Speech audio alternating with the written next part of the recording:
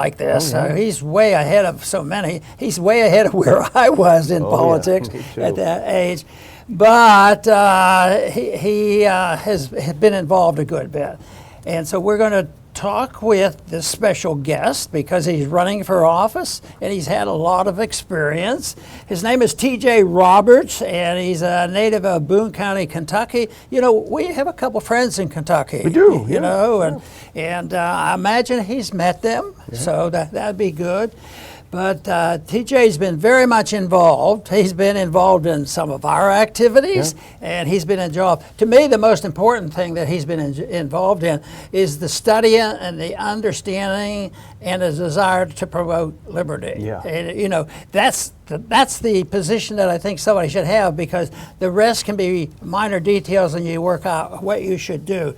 So that's one reason that we're very interested in TJ, and he's having a primary coming up as he's running for state rep, and I imagine this will be very exciting for him and the rest, because that's the way things get started.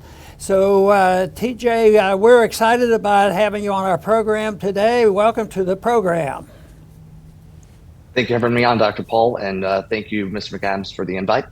Great. Well, good. He, you know, Daniel, what I understand about TJ, he has a law degree, you know, but he seems to be exceptional.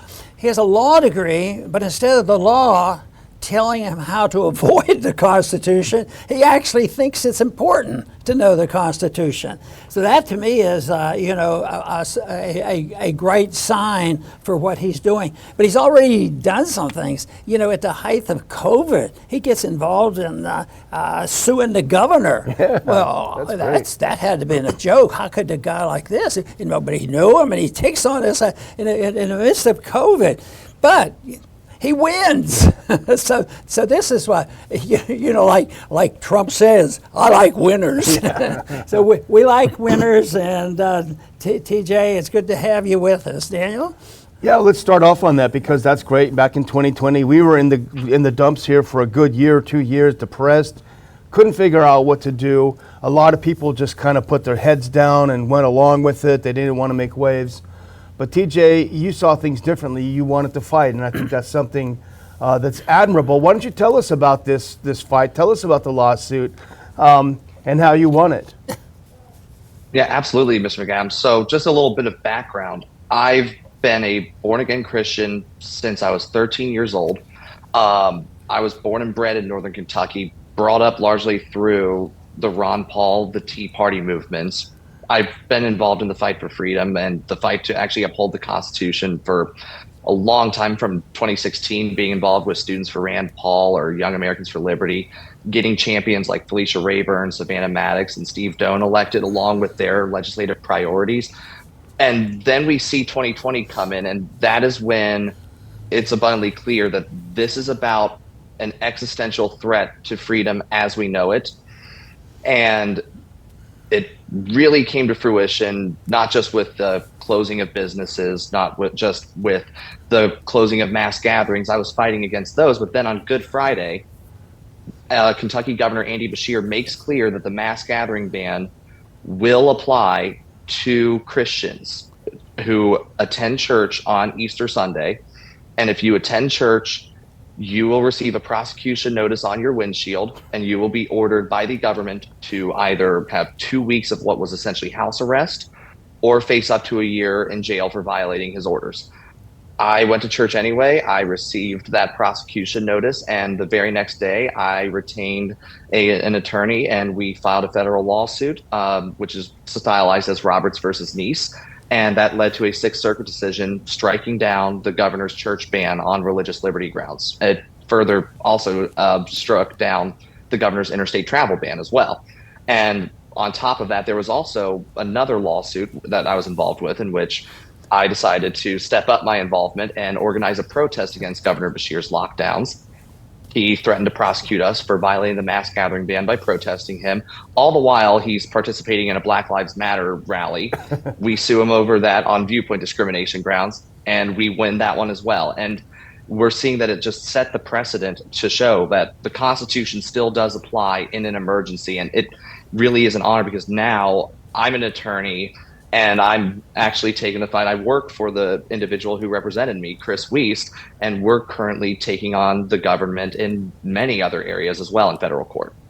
Boy, that sounds like a pretty good resume already. Yeah, no kidding. No, that is great. I want to ask a little bit about selling the message, and we all, I think, understand what the message is. And I've always been impressed, more so after I did these presidential contests and was on the road and went to colleges, because I was in a shock. I said, where do these people come from? I was just amazed. And it was the young people coming. And I just was so impressed with that. But when I would compare that to, sometimes I refer to it, and I shouldn't do it because there are some good people in the Chamber of Commerce, but I think they're symbolic of working a little bit too close to government, and generally they didn't support me. But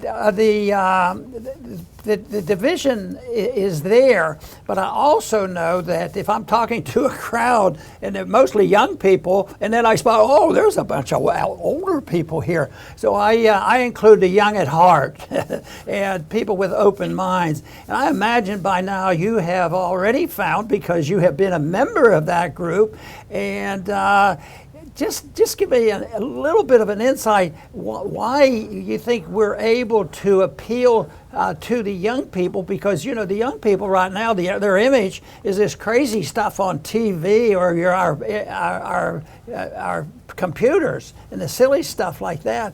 But you've mentioned your Christian beliefs. I think that has something to do with it.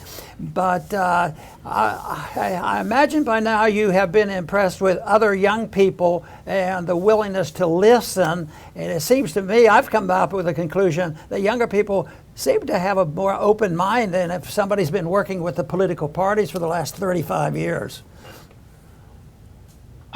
Dr. Paul, you're absolutely right. And younger people, I actually think that the insanity that is being pushed on us is a large part of why you see later millennials and Generation Z rising up. You have this woke nonsense being pushed down our throats. I mean, Generation Z, we're on the front line of a war against our American identity, all the while the people in the well-entrenched political establishment want us to go and fight and die for an empire that hates us. And we're sick of it. I mean, the three Kentucky representatives that I mentioned, Steve Doan, Savannah Maddox, Felicia Rayburn, these guys are millennials. They are young. They're incredibly, they have an incredibly bright future, but we're seeing it nationwide where people in Generation Z, myself included, are rising up to run for office. But you have individuals in North Dakota like Matt Heilman, Brandon Pritchard, Chris Lonsdale. You have Cole Christensen. You have Austin Smith in Arizona. You have Mazzy Boyd in Missouri, or you have Carolina Amnesty in Florida. You have a bunch of people in Generation Z. You have these young people rising up who are sick of it, and a lot of them, it's because they're deeply ingrained in principle, because we have been gaslit and lied to so much that we truly crave the truth. And that's the thing, is I've talked about my activism a lot, but it's all because of principle. I've been reading the works of Ludwig von Mises. Dr. Paul, I've been reading your books since I was probably 12 years old.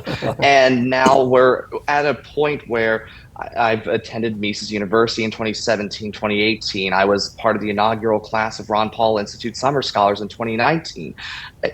Young people have been lied to so much that the truth just appeals to them, and they're finally, it's just bouncing back, because ultimately I think that the establishment, I think that the elites have overplayed their hand, and we're seeing it start to bounce back with the young people and the young at heart. Great statement. Yeah, that's a great point. And we've talked about it on the show before, TJ, which is that polling definitely suggests that the younger generation is taking a different view on our interventionist foreign policy. Support for a continued U.S. involvement in the Middle East among young people is very low, it's historically low, and I think the same is true for U.S. involvement in Ukraine. So we are seeing that shift now. They're sort of jettisoning off this old boomer mentality that we want to run the world. But now, you mentioned the Ron Paul Scholar Seminar, and you were in our first class, And I probably should have started with this because this is how we met you. You're in the inaugural class. We didn't know how it was going to go, what we were doing, what was going to happen. I think we've now had 4 or 5 classes. I'm biased, but I love the program. Tell our viewers who aren't familiar with it what it was all about and what your experiences were at the seminar. Yeah, so the Ron Paul Institute Summer Scholar Seminar was essentially a weekend PhD program in peace and prosperity. It exposed us to leading voices in foreign policy, specifically looking at the non-interventionist roots of American foreign policy and why that is the correct answer. It brought people together to just really do a deep dive into returning to the foreign policy of the founding fathers, to jettison the old guard of the neoconservative movement. And ultimately, I think it was a discourse on courage as well, because the reality is the moment you show that you have non-interventionist leanings, you lose out on any chance that the establishment is going to bring you into their fold. Politics is not going to be comfortable for you, but at least you are going to be telling the truth. And I mean, that's one of the best parts about the Ron Paul Institute Summer Scholars Program is it was truth even when inconvenient, and truth even when it took the utmost courage to tell the truth. And it's an incredible program. And if foreign policy is one of your issues, I mean, one of my top issues that I intend to fight for when I'm in Frankfurt is defend the guard. It's one of the few things that state legislators can do to fight for a non-interventionist foreign policy. It currently has more than 10 co-sponsors in Kentucky already, mostly young Americans brought up in the Ron Paul movement. And it's an essential thing. We have to make sure that our activists and our politicians are deeply rooted in principle and understand the importance of foreign policy. Can you tell us a little bit about it? Because I know our friends over at antiwar.com are very big on it. You've mentioned it several times. For people that aren't familiar, tell us what Defend the Guard is all about.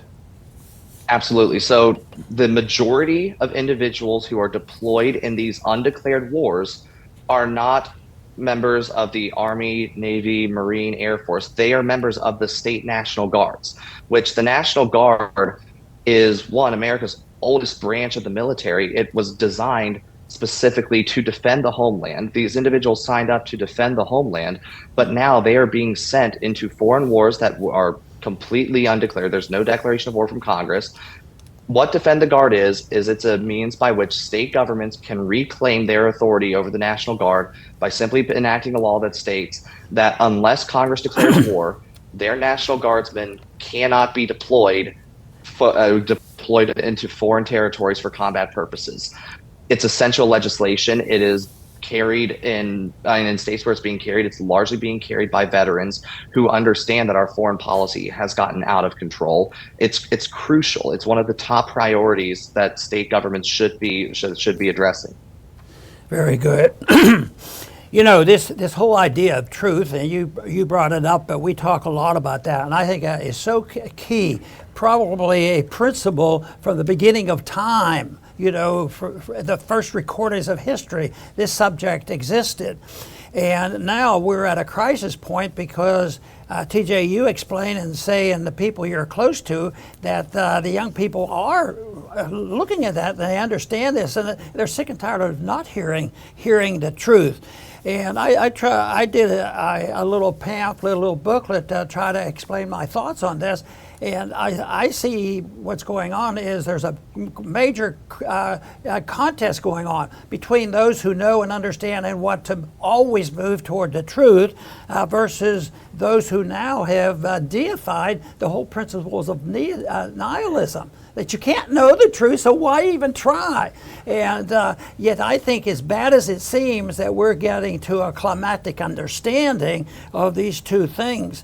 You know, when I was campaigning a lot, I would, and I would try to explain to, especially the young people, it's the young people they register and draft and send off to war, and it's just horrible. The young people don't start the wars. I mock it by saying, we don't have our wars because a group of 18 to 25-year-old young people in the United States get together and they find that same number of young people in some other country 6,000 miles away, and the young people get together and say, "Oh, let's have a war. It sounds like a lot of fun." I mean, but the young people have been too complacent. We've all been too complacent because we live in a society where the adults are doing all the pushing, and there's financial thing. So I am really, really excited about what's the transition and the defining of this message. And TJ, I think you're an real exception on being able to describe this. So I compliment you about your efforts, and I know you have a great future in promoting this cause. Thank you, Dr. Paul. And yeah, I mean, truly, this race, it's a golden opportunity to make sure that we send a message about what direction the young generation is going in. My district is deep red. It's 75% Republican on a bad year. What that means, like, the primary decides this race. I managed, believe it or not, to get the incumbent to endorse me. The incumbent is one of the good ones. He was involved in 2022 in taking out the political establishment in the Republican Party. He's running for state Senate now. His name's Steve Rawlings. My opponent used to hold this seat. He's the individual that the incumbent took out by a 2-to-1 margin, in large part because my opponent donated to Hillary Clinton while claiming to be a Republican. I mean, the contrast is astounding. I mean, you have myself, which really represents the new right, the America First, pro-liberty movement that has an absolute adherence to the United States Constitution and an understanding that the mere role of government is to protect the rights of the people and nothing else, versus my opponent, who largely comes from the old guard, who comes from the Nikki Haley, Dick Cheney type of wing of the party, who donated to Hillary Clinton, who, by the way, was just on Monday censured by my local party because of these donations, because of his votes to raise taxes, to fund abortion, and also his donor history, along with his most recent attacks on the Boone County Republican Party to begin with. Nice. I mean, it's astounding. Well, one of the reasons we wanted to have you on, TJ, is selfish, because we needed a good story, a good news story, and it's therapy for me. To be honest with you, I mean, especially Dr. Paul's 2 Republican campaigns, they were high profile. They focused people's attention. They got worldwide attention. They're part of history, an important part of history, but they're finite, and so when they're over, people do return to their lives, and because it's not capturing the headlines like it did, there's a tendency, I think, to forget that sub rosa, these little streams and rivulets of liberty, continue to flow. And they're still flowing. The liberty movement is still alive. The media now would like to ignore it, and it is ignoring it to a degree. But people like you and a lot of the young people that you mentioned, which I was surprised to hear so many names, they're the ones that are making sure that it is still flowing. And so that's a good news story for us and for me that we need. Very good. And TJ, we're going to finish up here, but I'll give you a chance in a minute to put out an address and how we can guide some more people to you. But there's a saying that I've used frequently, and that is that truth is treason in an empire of lies. So we, in fighting for our liberties, we have to understand that there's a group of people out there that believe in tyranny, and they want to promote it. So we have to fight this, because we hear it all the time. Some people, have a little demonstration. Well, they're terrorists. They're playing treason. Yeah, but that's the whole effort, is to maintain the empire. So we have to get that out of the notion. The founders did not give us an empire. They gave us a republic. So I'm delighted that you're going to be with us and continue to be with us in that struggle. Go ahead and close out, TJ, and tell them how they can reach you. Certainly. Well, first of all, thank you all so much for having me once again. And Dr. Paul, truly the only reason I'm in this race, the only reason that any of the people that I named are in this, is because of the contributions that you made to this call. So it really means a lot to be on here. There is a remnant of young people who see the lies that we have been fed. And you can keep up with my race. I mean, I'm on Twitter. It's at real TJ Roberts. My website is votetjr.com. And for any contributions, it's votetjr.com/donate. And if anyone has any questions about my race, they can reach me at tj@votetjr.com, or even shoot me a text message at 859-446-0185. Very good. TJ, once again, I want to thank you for being with us today, and congratulations on your efforts. And we will be watching, because we expect great things from you as you continue to do exactly what you've been doing. But right now, I want to also thank our viewers for tuning in today to the Liberty Report, and please return to the Liberty Report soon.